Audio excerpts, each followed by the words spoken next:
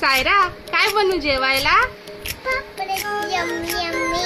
दाखव पापलेट कुठे आहेत.